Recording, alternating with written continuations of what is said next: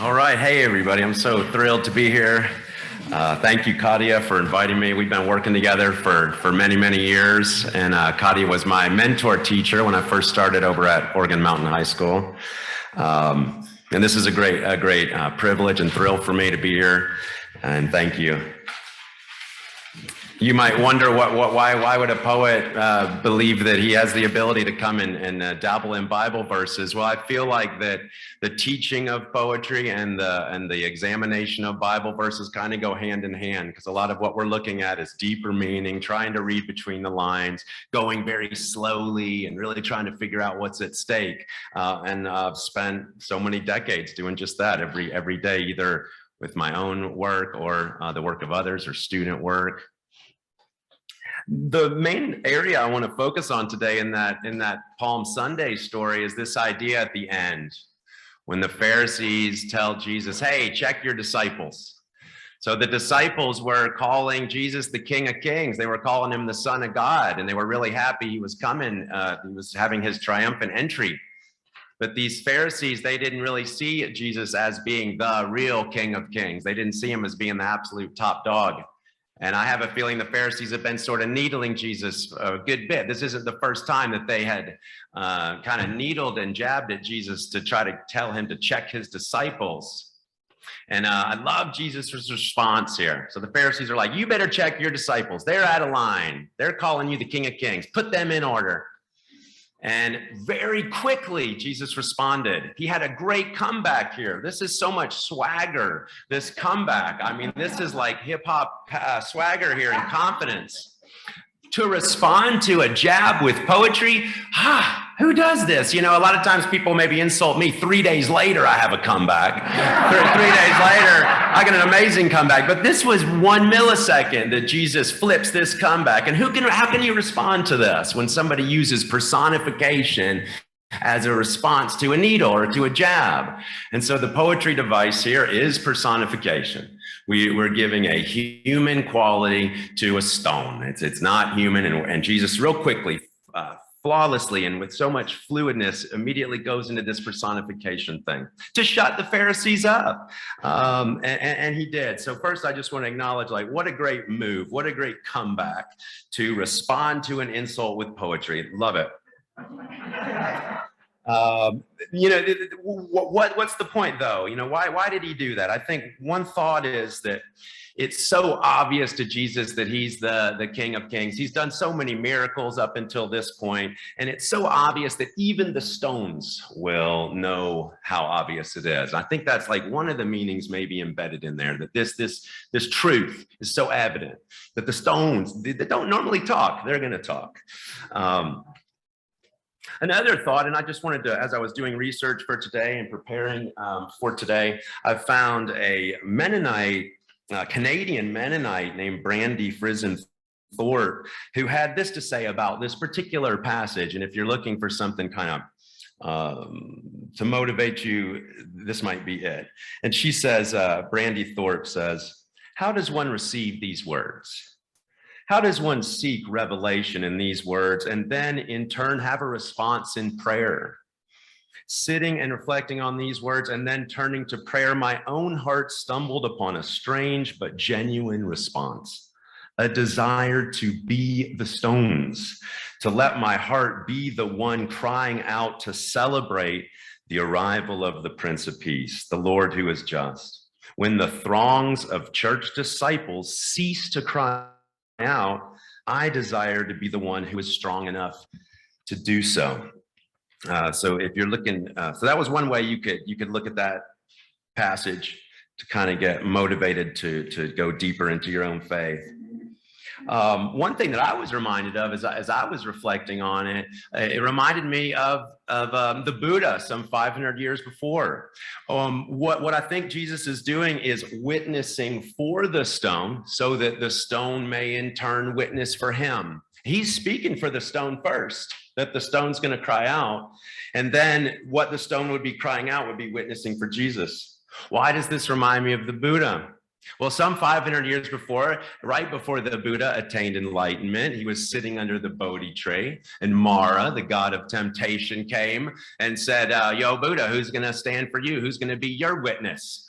Who's going to stand up for you? And the Buddha didn't say anything. They simply touched the earth. And I find that very powerful. The earth will be my witness. There's no need for language here, the earth itself. And in this way, I just made that connection with the stone here and with this story. Today, what I'm going to do is now just sort of share some of my poetry with you, where I'm going inside in the way that Jesus went inside that stone. I'm going to be using some personification. And I chose these poems today because I thought they might be a good introduction to me. And then also they have some of these devices of the going inside. So I hope you enjoy and you see why I chose these. Poetry's the least popular. It's the least popular art form ever. So I'm gonna do like my mom tells me to do on poetry readings, is where I tell you a little bit before the poem so that you can maybe feel more comfortable. When you do academic poetry readings, you're not supposed to do that because you're supposed to have already put everything you wanted to say in the actual poem. But we'll be more like mom style today. She likes it. And by the way, it's just 8. There's just 8 poems. So if you want to count, like if this isn't your thing, you know when I'm coming. I was earning out 4, there's 4 more left. Okay. Like I get it. As Katya said, I'm from Montgomery, Alabama. I'm the only one in my family from Montgomery. It's the self-proclaimed cradle of the Confederacy. That stuff really is intense for me. I grew up in a town that was majority Black, but by design, I was surrounded by whites. And I think about this a lot. This is one of the main things I write about, race. And so this first one, I want to start off. Y'all have heard that song, Sweet Home Alabama. And so this is me sort of switching it up. And this is called Home Sweet. Turn left on Rosa Parks. Turn right on MLK. Taco Bell's on the left. All of my heroes are dying. The birds are fighting crazy today. The pileated woodpecker sprays bark from his frenzied beak. House finches squabble and flap over seed. And the doves joust the dog's bowl for a drink. There is a pound of volcanic rock in my stomach. For Vivian Malone Jones, just to register for class, it took the National Guard's bayonets to prod Alabama's governor aside, and now she's dead. And what business do I have missing her? She never sat in Sports Illustrated, afloat a tide of white shoulders. This week, 5 churches in Alabama razed to the ground. And it was raining the day of the boycott. And now that voice is run off somewhere in the darkness, somewhere deep in the courting. All right. Hey, who in here remembers Mountain View Market? All right. We got some co-op fans. That establishment was opened in 1975, the same year I was born, a good year for starting things. And then the pandemic, it died during the pandemic, like so many businesses on around that part of town too. It's like a business graveyard over there. And I worked there when I first moved to this town and met so many great friends, and like the hippie energy was kind of stationed at that place, and that was just great. Furthermore, my dad owned a health food store in the first health food wave that swept across our country in the 80s. So I grew up with tofu and carob and all that stuff. All those weird foods that aren't that great. Having carob, come on. That's not, don't do that.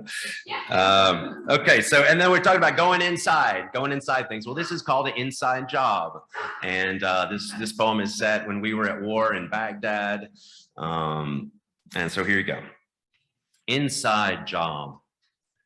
Inside the co-op market of Las Cruces, we seal bags of raw basmati rice to send to the President of the United States so that he can weigh them in his hands and drop them from his bombers instead of bombs.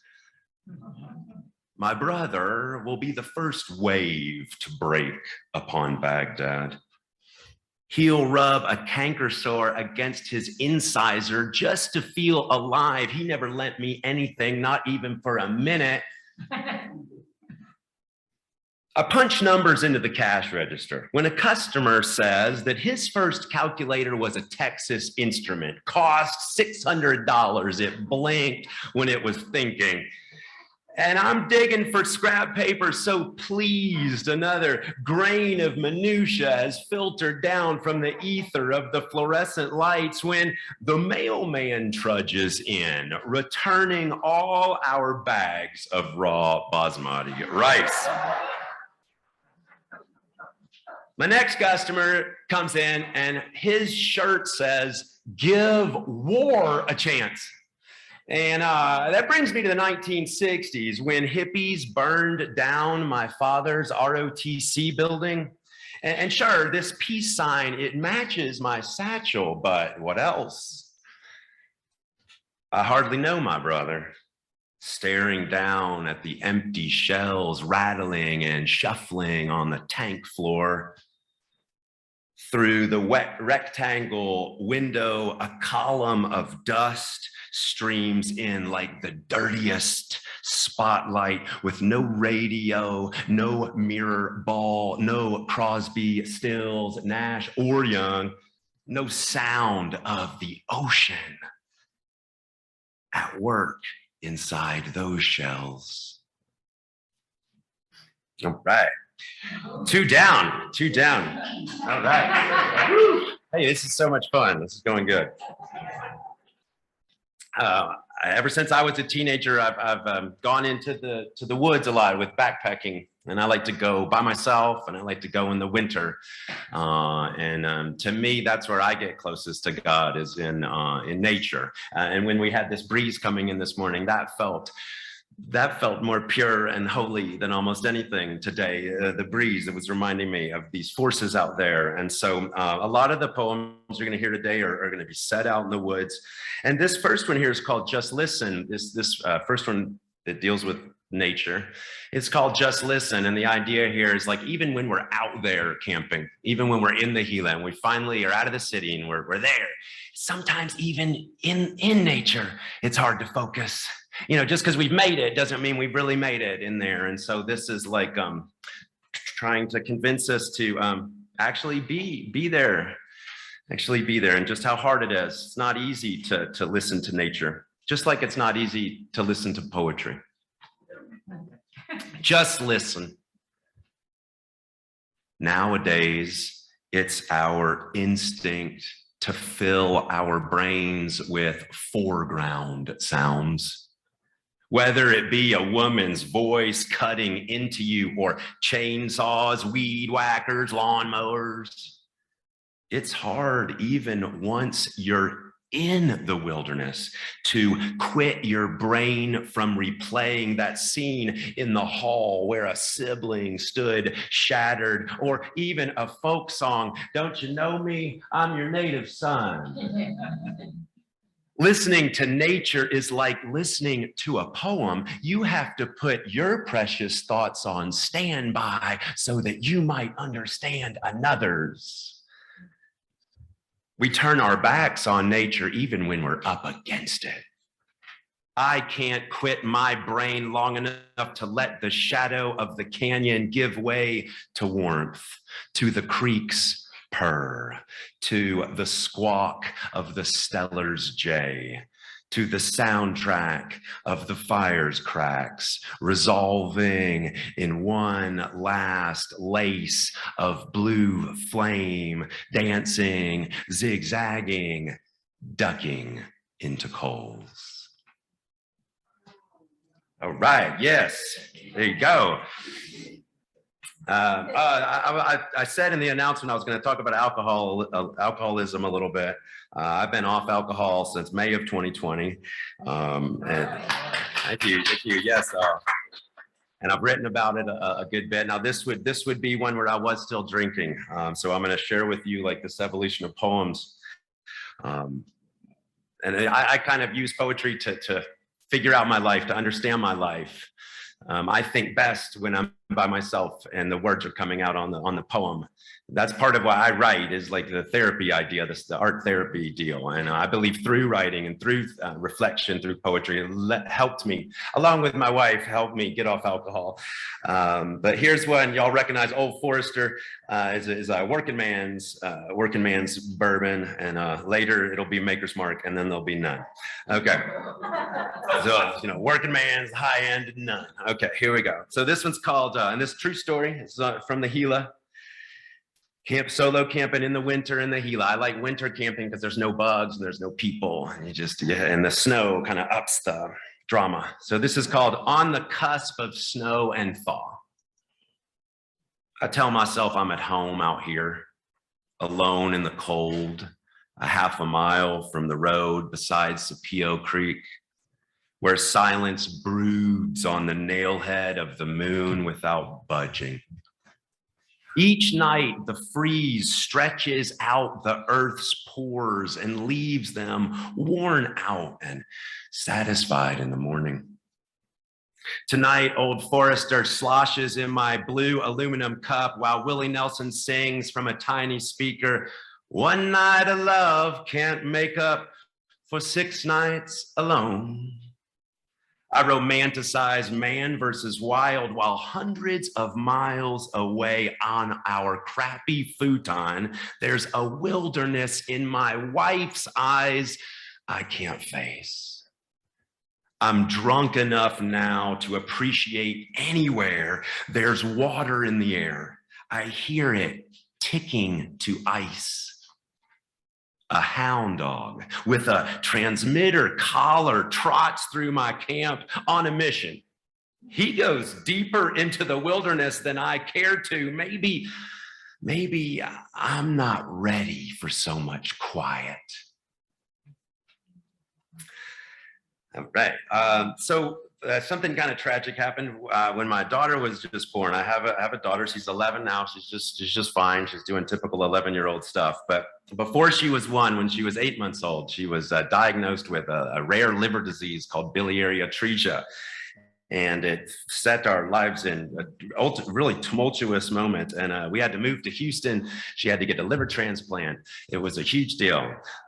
During that same time, right around there, we had a really intense freeze, a very deep freeze. I don't know if you remember, about 11 years ago, it like killed those agaves in your yard. We haven't had a freeze like that since. And so this poem is about that freeze. And we had a bunch of agave in our backyard that died. They died after that freeze. And what I did in this poem is I equated and put together my daughter's illness with her liver and with those agave. And so I'm using them kind of together. I'm talking about both the agaves and the liver. So this one's called Pruning the Agaves. A comet of freeze slams our backyard white. Shuts ants in their tunnels, locks bile in the ducts, blocks with ice her portal vein, makes succulents, messy puppets stretched yellow against the snow. Before the freeze, their heads were fierce spires with time to hoist their panicles of yellow flowers. Now she's hoarse with shrieking. I hear her between the blows of my shovel. Into the rot I slosh my blade. She fades. Is that our phone ringing? Is it Houston? Do they have a liver? Is the jet on the way? I keep hauling agaves to the dumpster. They smell of tequila and vomit. Yellow ooze stains my gloves. Suzanne, my wife, she stalls on the threshold. She says, "Spring is coming." but it's not to us the promise of spring is made. And I think in this one, I end feeling really sorry for myself here. The whole spring, like all the buds and all the nature and all the cool stuff that we love, and I'm like, well, that's not for humans, and how dare you mention so much growth and life and rebirth when we're so sad here. And I was feeling sorry for myself, and felt that I had no control of my emotions or thoughts and of the trajectory of my moments. Almost that like everything was bad happening to me, and I just had to accept it instead of actively trying to work toward making the moment a positive thing. And I feel as we read these last couple poems, we just got 3 more. As we finish these, I feel as I matured and grew and continued to write, I realized that I had to take responsibility and stop feeling so sorry for myself. So as I now move to my second book, you might hear some maturity maybe, or some changes, especially as we go from being an alcoholic to somebody off alcohol, and somebody that started to take more responsibility for their actions and stop blaming other people to make me feel a certain way and start feeling the way, me being in charge of how I feel. But here's one. Do any of y'all know the Jill and Joe Somoza? They're just some great Las Cruces. These people are just great Las Cruces. Joe helped start the poetry program at New Mexico State University so many years ago. He's one of my mentors. And then his wife, Jill, is a great artist. She's a visual artist. This poem has to do with Jill. At their house, they have a bunch of locust trees, and these locust trees are constantly shooting up little babies. And so Jill asked me if I wanted some locust trees. I said, heck yes. So I went to her house one day, got some locust trees, and this is a poem from that day. Also, though, here's the little part I would tell my mom to look out for. I'm also thinking about asylum seekers in this poem. Now, I don't say asylum seekers anywhere here, but I'm giving you the key, okay? You guys got the answer key. So as I'm talking about these trees, maybe you can see that I'm hinting at these other asylum seeker people here too. But I didn't want to be too obvious because this isn't an essay. It's a poem. It's a piece of art, and it's allowed to have some loosey-goosey, like get what you want stuff. But I'm telling you, I'm really talking about these asylum seekers. Okay, here we go. What is this one even called? This is called Arms Dislocated. At first a spade, then Jill's hands lifting a dozen baby locust trees up from the ground. Does it sound in their heads like the strings of baby teeth popping? The transplants ride in milk cartons and Walmart bags back of my van. I dig them holes the opposite of graves. They're too young to know they weren't wanted in the yard of their birth. Most don't make it a month. The others clench the sphincter of their leaves as the wind pounds on. All right, such a pleasure to be here. I got 2 more poems for you. 2 more poems for you today. So this is one where I'm off alcohol and I'm talking to my therapist, and my therapist kept on telling me you don't count as sober until it's been a year. And I was like, well, what kind of crap is that? I mean, it's already been like 6 months, 7 hours, and so many days. I'm like, what do you mean a year? And that really bothered me because I wanted to be off of it 100%, but they didn't say it. Said it didn't count till a year. But this is a little bit about some of those thoughts. And the title of this one is Can't Find Paradise on the Ground. Because I think that's part of the reason people are doing the drugs and alcohol is to find this paradise thing on the earth. That's similar. Wasn't the Buddha trying to find enlightenment or nirvana? They don't want to go to heaven to find the answers. They want to get it right here, right now. And sometimes we fast forward to those things, or we try to get it that paradise in different ways. So this is called Can't Find Paradise on the Ground. And also in this poem, I'm just reflecting on just how embedded alcohol is in American society. I mean, you turn on any TV show. After I got off it, I started realizing just how plastered our country is with it and how there's no activity that isn't somehow heightened with it or advertised about it. And for example, well, this first line sums it up. I bought a pair of holiday socks with a bottle of Maker's Mark tied on. I manipulated one padded place, then another like a hot air balloon deflating. The houseplants, no matter how deep they're buried, refused to die. I wasn't comfortable in my own skin, so I got married. What I took for self-assurance was booze and beginner's endurance. Could a glass of wine in a blind taste test discern a teetotaler from a daily binger? I entered doors, I entered pins, I administered bedtimes, but when the locusts came, I cut my wife and screamed at her for bleeding. 88,000 Americans a year on the slab. Maker's Mark percolates from their pores. You smell like my father. You smell like my grandmother. Must be love's cologne. Saturday night, my buddy texted me. He says, something's been bothering him for the last few years between he and I, and he's half a mind to whip my butt. The next morning he texted, it's nothing urgent.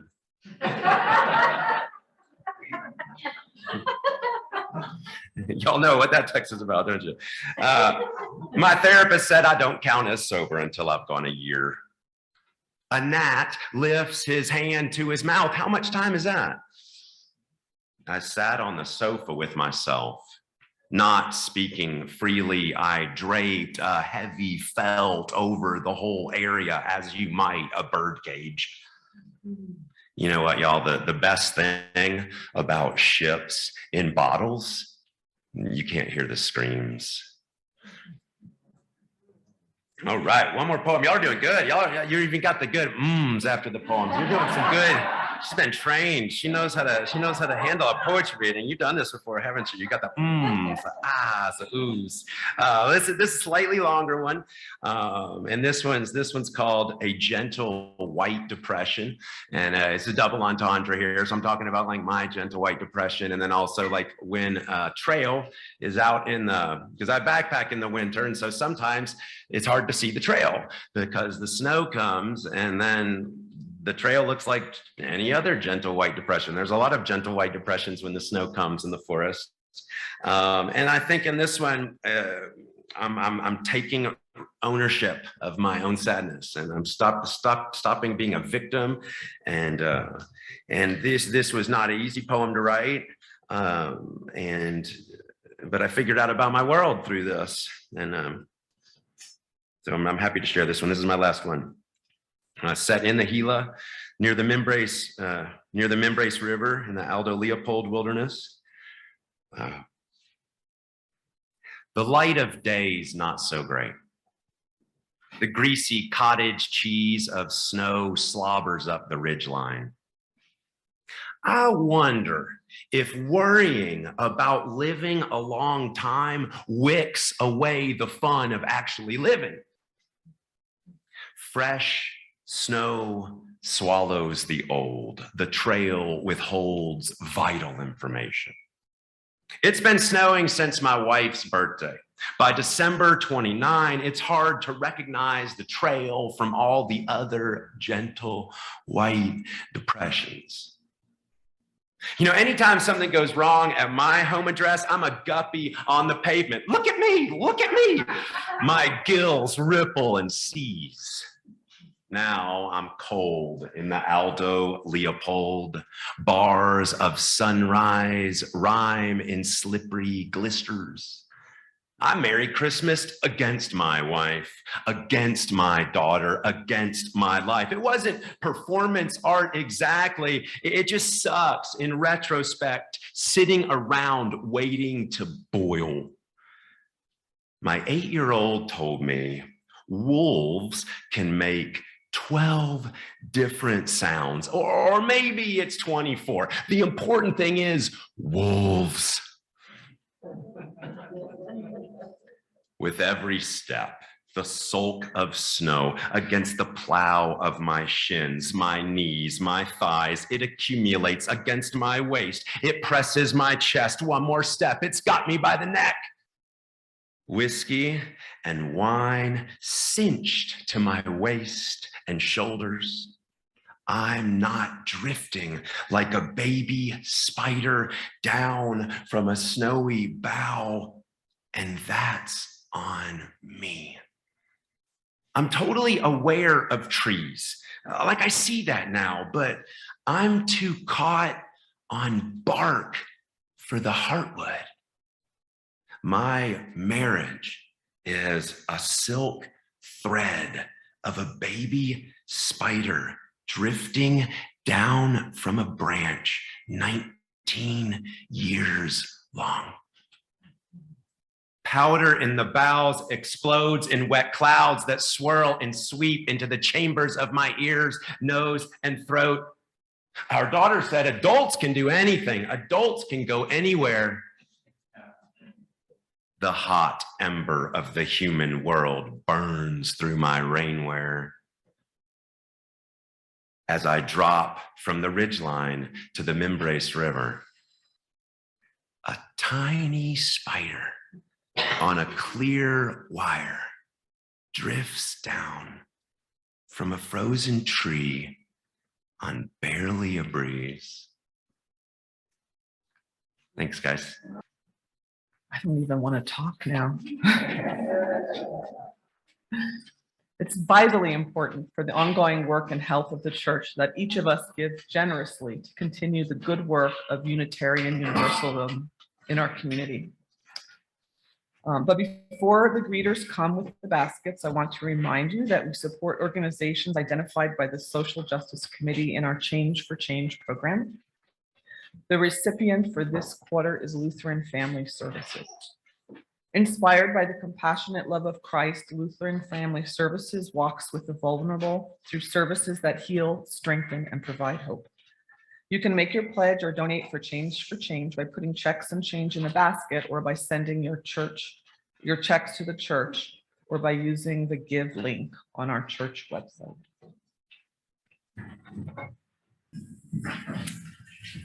If you are here in this worship service or joining us by Zoom, or looking for a spiritual home and are sympathetic with Unitarian Universalist values and principles, the UU Church of Las Cruces may be the place for you. We believe that when you become a member, you are entering into a warm and deep relationship with the church and all of our members and friends. You're becoming a part of something much bigger than any of us. You're becoming a part of a movement to change our community and our world. There are several routes you can take to membership. Speak to one of us after the service. You can call the church and leave a message about your interest, and a person from the membership committee will call you. Or you can sign the virtual membership book through a link in the electronic order of service.